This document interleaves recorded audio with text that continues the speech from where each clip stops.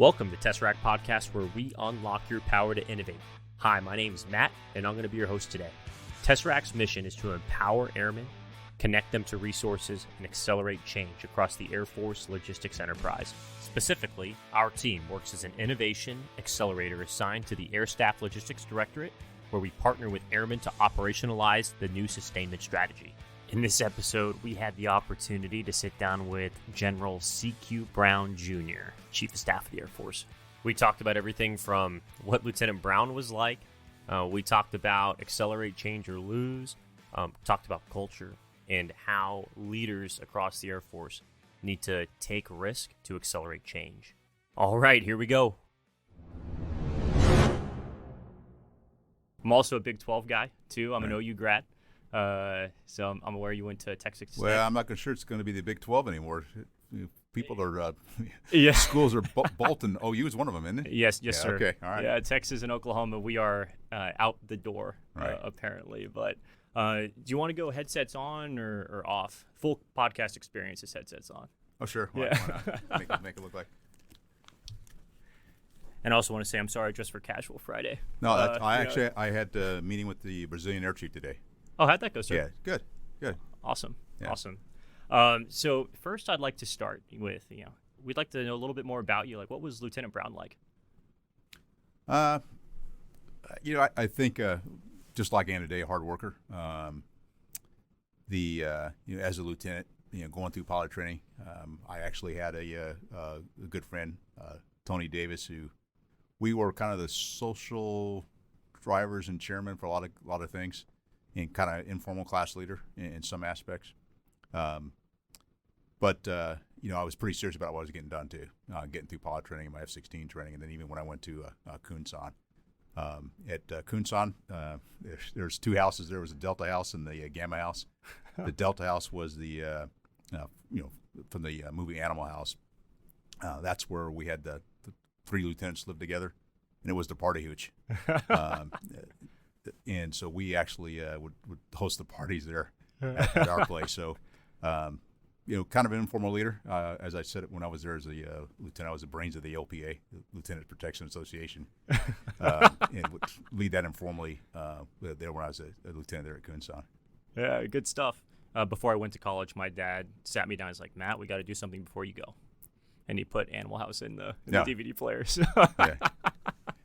Yeah. So let's also start with like an interesting story, about you. Like, I heard you ejected over the Everglades. That's wild and struck by lightning. Tell us about that. Sure. It was on January 15th, 1991. I was an instructor in the F-16, and we were flying up from home. I was stationed in Homestead at the time, and we were going to fly up to Avon Park, about the middle of Florida, to drop in the mountain range. Weather wasn't good there, and we came back. We were up in the block 21,000 to 23,000 feet, and number 4 had lost his inertial navigation system. So I was talking to the supervisor of flying about bringing number 4 back, because the weather was not really bad at Homestead, and even the weather we were flying in was pretty kind of thin clouds, so it was kind of easy to see from a distance, or as we flew, we had to fly very close together. And as I'm talking to the supervisor of flying, I see a big flash. And for those that have flown, when the strobe light on your aircraft goes off at night in the weather, that's what it was like, a big flash. And the supervisor flying said, hey, Stud 81, did you hear me? Because Stud 81 was my flight call sign at the time. And I said, stand by, I got a problem. And so right away I had a firelight. And then my number 2, who was a brand new wingman who's going through his mission qualification training, says, you lost your centerline tank. So I had a centerline gas tank on. He told me that twice, and then he told me, okay, you got some fire back there. And I tested the fire overheat circuit, because the overheat light's supposed to come on first, then the fire light. So I had the fire light, then the overheat light. And then he says, a little bit of fire. And so I turned into him, started heading down. We were about 40 miles away from the field. Then he said, okay, there's a lot of fire back there now. And so the checklist says if fire persists, eject. And so I was going to be cleared to land. They told me I was cleared to land, but I was still, 30 miles or so away from the field. I told him I don't think I'm going to make it back, partly because I was going to fly over some houses and everything else, and I didn't think it was worth doing that. And so once he said a lot of fire back there, I said, okay, this is Stud 81. I'm at the Homestead 290 for 21. I'm punching out. And so I punched out and landed in the Everglades in the sawgrass area. So it was like 6 inches of mud and muck. When I did the parachute landing fall, I fell to my left side, knocked my helmet off. So my whole left side was covered in swamp mud. And I was out there for about 15 minutes, and there was a Coast Guard helicopter flying patterns at Homestead that came in and dropped down. A horse collar picked me up and brought me back. Spent the night in the hospital, and the next night, Desert Storm kicked off. Oh, wow. And so I had a bunch of buddies that I'd flown with at Kunsan that were part of the first wave into Desert Storm. And so that's the ejection story, and my call sign is Swamp Thing, based on that experience. That's awesome, sir. That's awesome. And throughout your career, that's it's a really cool story. But throughout your career, you have developed your strategic thought, like in your perspective, and Accelerate, Change, or Lose. It didn't happen like overnight, right? It's a aggregation of like your entire career's perspective. 37 years of service, correct, sir? 36. 36. Yeah.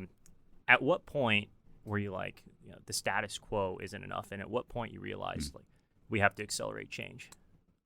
Well, I'd say there's, as you kind of described, there's areas that throughout my career where I've challenged the status quo, and I've always been of the mindset of always asking a little bit of why. So why do we do this?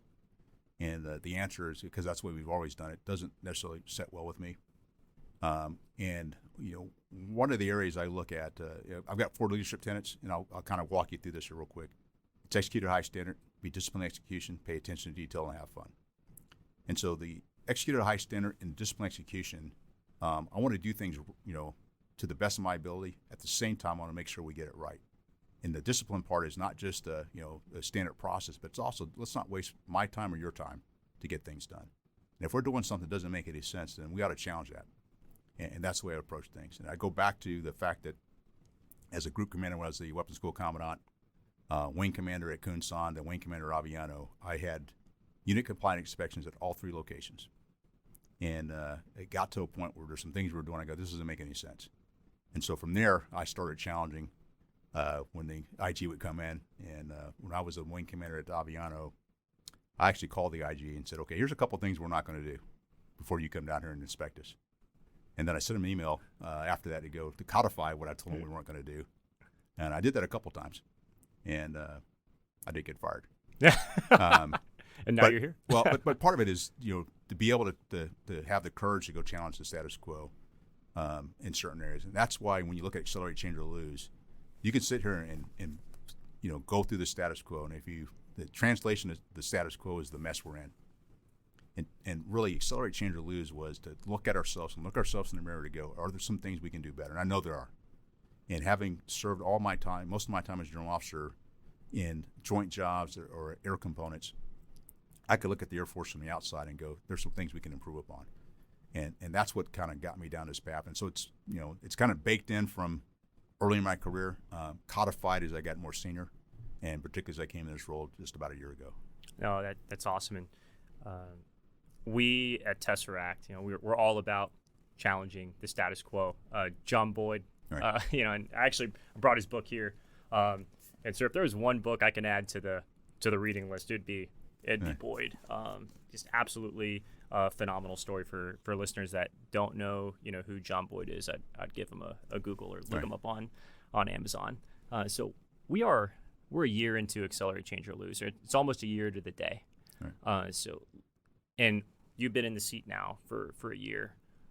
Looking back on the last year, what do you think has been successful, and what do you think we can continue to further accelerate? Well, I think what's been successful is the fact that Accelerate, Change, or Lose has taken hold. And as I go around the Air Force and you have a chance to travel and talk to airmen, and I get feedback of what it means to them about Accelerate, Change, or Lose, because they're looking at things too, and they go, there's some things we can improve upon. I also get feedback from those outside of the Air Force that have talked to airmen and like what they see what we're doing. I've had members of Congress, members from industry, all talk to me about Accelerate, Change, or Lose, because I think we've all been in situations where we go, we can do better, and there's some things we'd all like to change. And when I really think about accelerate, change, or lose is the fact that we've already got change going on. I mean, the fact that, we thought we were out of COVID, we're back into it with masks in some areas and really making those adjustments. To me, it's a way to drive ourselves forward. So that's part of it. It's a cultural change, which means folks are looking for immediate change. If you're changing a culture and a way we do things, it's going to take time. And it takes buy-in at all levels. And there's always a few that are stuck in the mud that don't necessarily want to change. But I think we've made some good progress in certain areas. And the aspect of when I look at it and I talk about empowering airmen is the fact that it doesn't need to all come from me. It comes from all of our airmen. And they have the opportunity to drive change at each of their locations, because what I really want to do is provide intent, accelerate, change, or lose, and then as much authority as I can to allow our airmen to go do what they've been trained to do, and then challenge the status quo at the same time. Mm-hmm. When you talk about culture change at Tesseract, we fully embody that concept that culture drives strategy, and it drives our team strategy. And we have a culture playbook that we abide by. We have our leadership tenets. We have our leadership principles. And I actually have it right here. There's a picture of you in it, by the way, sir, okay. if you don't mind. we picked the best one. And here, I can slide it over to you. Thanks. And we have that is how we make our decisions, and that is just that common body of knowledge that we refer to, and we'll dig into decision-making cycles, here in a little bit.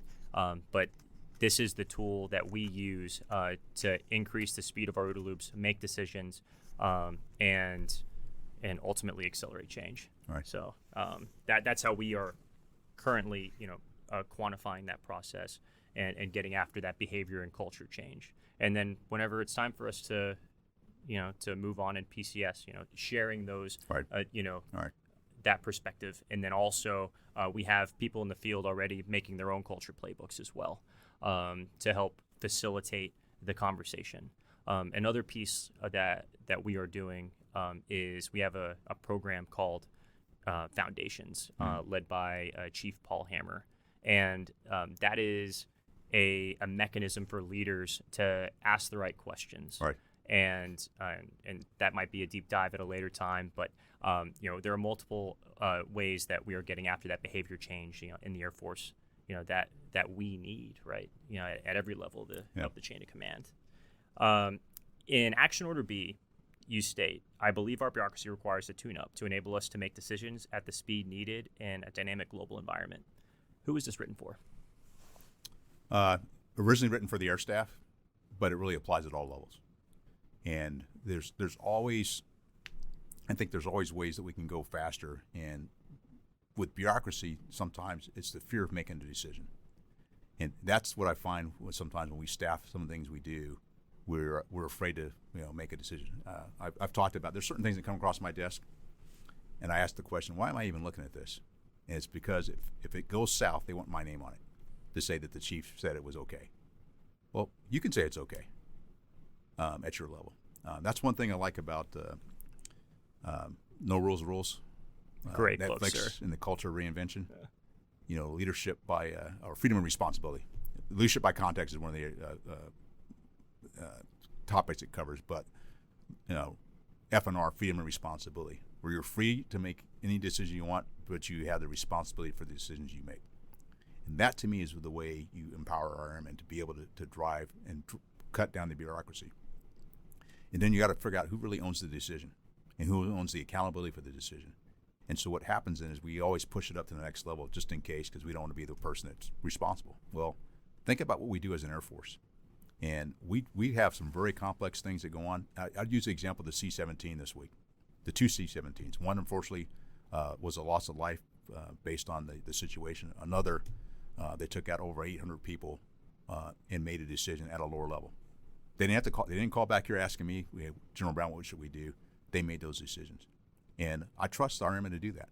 Will we get it exactly right all the time? Not necessarily, but that's the part from a bureaucracy standpoint. We keep asking versus, hey, I think just go out and execute and let people know what I'm doing. And that's I think the one area that we can do better on not just in the staffing process up here to make better decisions to support airmen at our our squadron groups and wings, but it's what we do down at the lower level at our with our first line supervisor. How do we speed up those processes so that our airmen aren't sitting on their hands waiting for a decision someplace where they got to know what to do, but they got to ask somebody.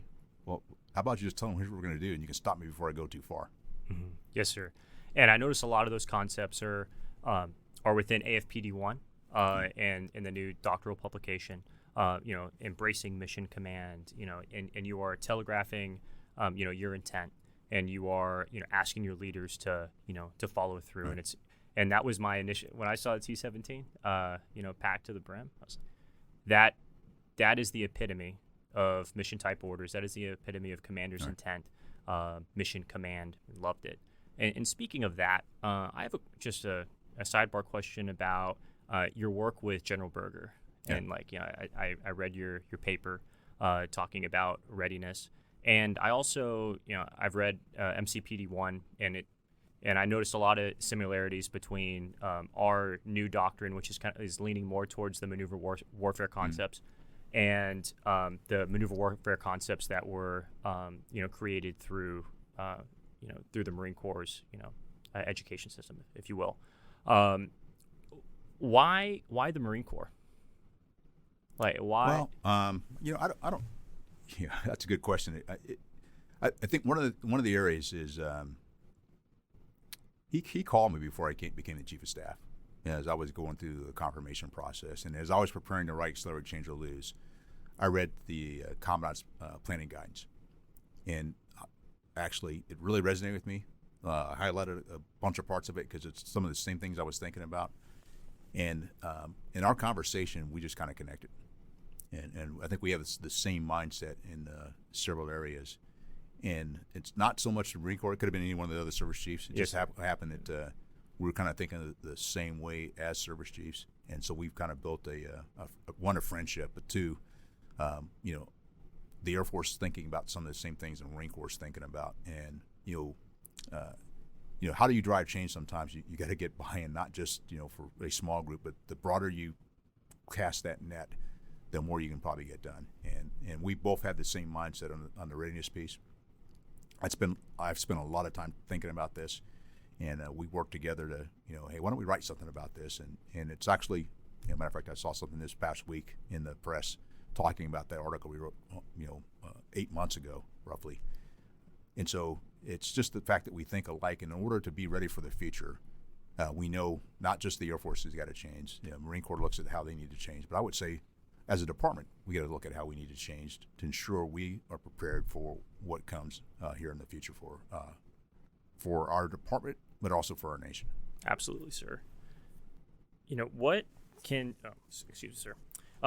we do as an Air Force to ensure viable airman solutions are implemented at the speed of relevance and not lost in an email chain or frozen in middle management? Well, part of it's the over-communication piece. And then I think one of the things, and we were just talking about this, we're getting ready for the Wing Commander's call next month after AFA. And how do we actually lay out a pathway to make some of these good ideas come to fruition much more quickly? Some of them cost money. Some of them don't cost any money at all. And one of the things as we go into this, and this hit me about a month ago when I was at Ramstein and Spangdahlem. There's a whole bunch of AFIs and guidance that we had in 2019 that were falling to the T, and then we went into COVID. And it begs the question of all that AFI and guidance, how much of that do we actually kind of set to the side? And what I don't want to do is actually, as we come out of COVID, hopefully sooner than later, we don't get in a situation where we go back to 2019. How do we take and say, hey, we weren't even doing that in the first place? Because it's interesting, I had breakfast in a couple of different locations with airmen, and there were about a quarter of the airmen at the breakfast with me. All they know about the Air Force was COVID. They went to basic training in COVID. They got to their first base in COVID. They're now in COVID, and so they don't even know anything about the Air Force in 2019. And so I don't want to go backwards, and that's the key part of how do we actually find these ideas and move forward. And it really takes the empowerment and the trust for airmen that their leadership's got their back. And our leadership's got to be able to let go a little bit. And we have baggage. The more senior you are, you have more baggage. You have more experiences. You're less, you're more reluctant to drive and make change. But you got to feel comfortable that some of our young airmen actually got some really good ideas because they're seeing it for the first time. They're going, why are we doing it this way? This doesn't make any sense. And we got to listen sometimes because they're the ones that are actually get it done. And it helps to motivate them if you give them the chance to, do something, put something in place. And that's the beauty of Agile Combat Employment and some of the things we're doing with the multi-capable airmen. The excitement I see from airmen, they're getting to do something different and they're coming up with their own ideas to solve the problems in a different way versus the way we've written it, that we've been using for the past X number of years. Yeah, absolutely, sir. And looking at the Viper Hot Pit project that I saw you were taking a look at that over in Germany, but even things at the strategic level. Right. Major Kelsey Smith has been working with preventative maintenance at Delta Tech Ops and scaling that right. Over the last couple of years, and then we work with them. We have a contract with Georgia Tech Research Institute and Delta, and that. So looking at it from holistically, top to bottom, we have airmen that are, creating those tactical adaptations that are, increasing readiness, if you right. will, right? But then also attacking those big picture items. Any of those other tactical adaptations that you've seen out in the field that come to mind? Well, I think one that really stuck with me that I saw back in December timeframe when we went out to Al Udeid was hot pitting a KC-135. So as an F-16 pilot, I've hot pitted in an F-16 a number of times. And for those that don't know, a hot pit is really you pull up to next to a fuel truck, engine running, and they fill you up with gas while you're sitting there running. You just take off again. Mm-hmm. They start doing that with a KC-135, and they figure out instead of taking about 4 hours to get it back up in the air, you could do it in an hour. And so that was an idea that our airmen came up with. And if I'd been asked about that, I probably wouldn't have come up myself. But they figured out a way to minimize the time on the ground for a tanker and get it back up in the air faster. That's just one example, and there's several that I've seen where our airmen have taken ideas just because we gave them the opportunity. Mm-hmm. And we want to make sure we do it smartly. We don't want to hurt somebody or damage equipment. But we got a lot of folks experience to kind of help watch and ensure we're not going to do something that's going to incur a lot of risk. But we got to lean forward a little bit. And I'd like to say there's a fine line between leaning forward and falling over. But you do want to lean forward a little bit, and that's how you're going to drive change. Can we take a little bit deeper of a dive into risk? Because I think risk varies in definition at different levels of the chain of command. What do you think the thresholds of risk are, besides injury or death or things of that matter? I think part of it is you got to talk about it, risk, and not with an adjective in front of it. You got to talk about it in real terms. So if we do this, here's the things that could go wrong. If we don't do this, here's the things that could go wrong, and really talk about it in kind of real terms to explain what it is. Because what happens is if you don't spend the time talking about it, those that are trying to make the decision, their mind starts to wander. They have delusions of all these bad things can go wrong. You got to talk through it a little bit, and the more you understand about what the airmen are trying to achieve, that they can explain it. That helps to buy down the risk, particularly if you can talk about, hey, I've already thought about some of these things, and I've figured out how to mitigate some of the risk by taking some factors out, how I might adjust if we see certain things. When I talk about one of my leadership tenets, attention to detail, I always get nervous when someone says, hey, sir, don't worry about it, it's all taken care of. And then they stop talking. If they say, hey, don't worry, it's all taken care of, and I've done this, I've thought about this, I've done that, okay, then I feel more comfortable because they've actually spent a little extra time thinking through it to drive down the risk. And that's how we actually help ourselves to be able to have this dialogue going forward on what we're trying to achieve. And then, if we have the mission command and we're always communicating, and there's two things out of two different books. One is Call Sign Chaos by General Secretary Mattis. I worked for him when I was a one-star and he was a CENTCOM commander. He talked about command and feedback, not command and control.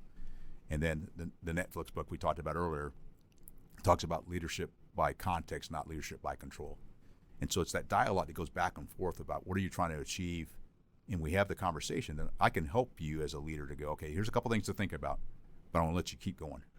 And that's the part we got to look at when we start talking about risk and having the conversation, not just making it hey, this is high risk, or we can't do this. We got to have a conversation a little bit more of the why. Yes, sir.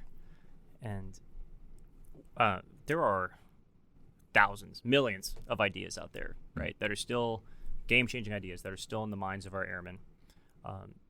How do we, continue to unleash our airmen? The potential energy that we have is it's enormous, right? How do we go about unleashing that? How does the supervisor, how does the flight commander, the squadron commander take deliberate action to unleash the power of the airmen? Well, I think for our leadership, you got to be comfortable being uncomfortable. If you're too comfortable, that means you're not pushing the envelope. Going back to John Boyd, you got to be willing to push the envelope a little bit and feel a little bit uncomfortable, and that's how you're gonna, nothing in.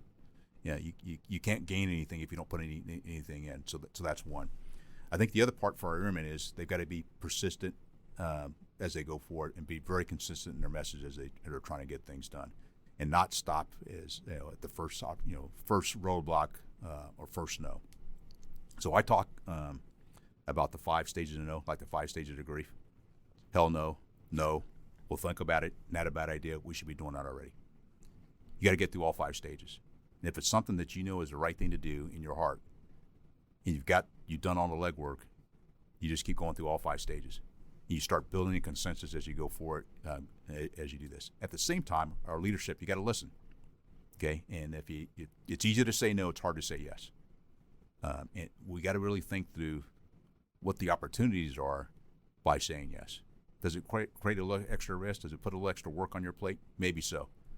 But in the long run, it's a dividend that actually will make us better as an Air Force. And that, to me, is the most important piece of this, is being able to have that dialogue back and forth. And that's the whole part about empowerment. In empowerment, you got to be able to let go. You got to be able to delegate and tolerate is the way I look at it. You delegate down and you tolerate, because it's not going to be exactly the way you would have done it, but they're going to learn, and guess what? They're going to do it, be able to do it, and now you don't have to be the one that's doing it and be the single point of failure. You actually have folks that are actually helping you move your unit, your organization, or whatever level much further forward. Yes, sir. You're familiar with Boyd's 40-second challenge, right? So we're going to do a 40-second lightning round over here with some lightning round questions. All right. So finish these sentences. In 10 to 15 years, I see our Air Force and our airmen.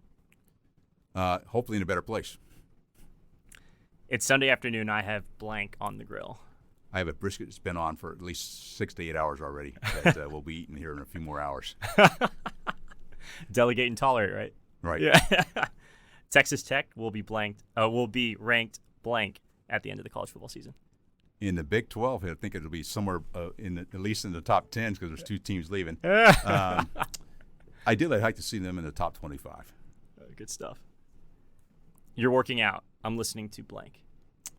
I'm listening to a podcast, usually on leadership. Hidden Brain, Ryan Hawk, The Learning Leader, Visionist History, Malcolm Gladwell. Tesseract Podcast. Tesseract Podcast. I have to put that on my playlist. Yeah. That's a pretty slick. Good one. Yeah. The most prevalent threat to accelerating change or lose is blank. Us. You have 2 weeks of leave. I'm going someplace that's close to a beach that has a golf course. Okay. What's your handicap, sir? I'm a bogey golfer, about 18. Yeah. If I had one superpower, it would be blank.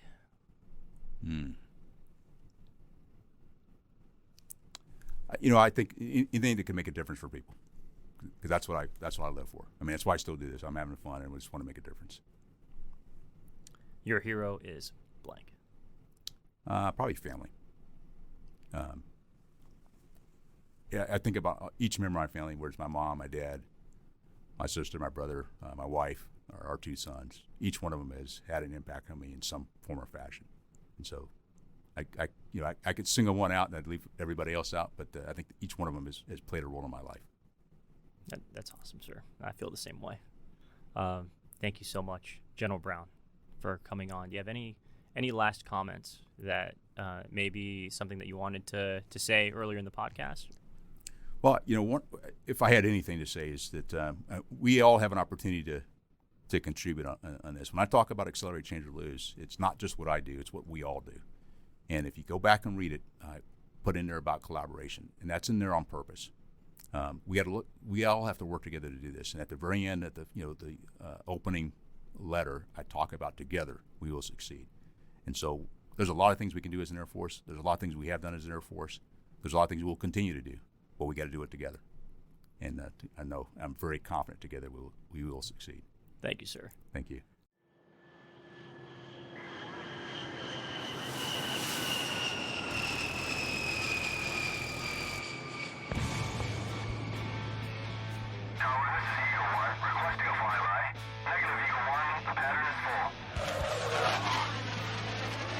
Thank you again for listening to Tesseract Podcast. Make sure you follow us on Twitter, Facebook, Instagram, and connect with us on LinkedIn.